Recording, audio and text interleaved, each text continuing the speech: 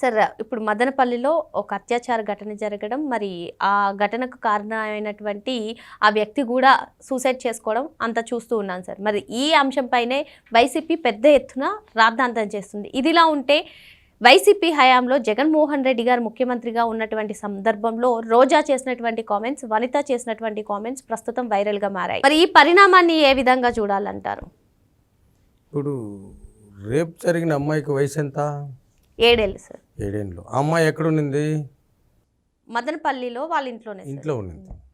ప్రభుత్వ పాఠశాలల్లో కానీ, ప్రభుత్వ కాలేజీల్లో కానీ, ప్రభుత్వం ఏవైతే మెయింటైన్ చేస్తుంటారో అజమాయిషీలో ఉన్నటువంటి ప్రభుత్వ కాలేజీల్లో ఉంటేనే మీరేమన్నారు గతంలో 1-2 రేపులు జరుగుతుంటాయి అని ఈ రోజా గారు అంటారు.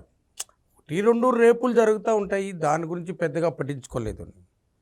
మీరు అన్నారు కదా మళ్ళీ వనిత, ఆమె కోవూరు మాజీ ఎమ్మెల్యే, వాళ్ళ నాయన ముందు తెలుగుదేశంలో ఎమ్మెల్యే, ఆమె వైసీపీలో ఎమ్మెల్యే అయ్యి మంత్రి అయినారు.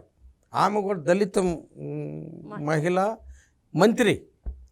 ఆమె పీరియడ్లోనే రేపులు జరిగితే కూడా దానికి ఎందుకు అంత తొందర?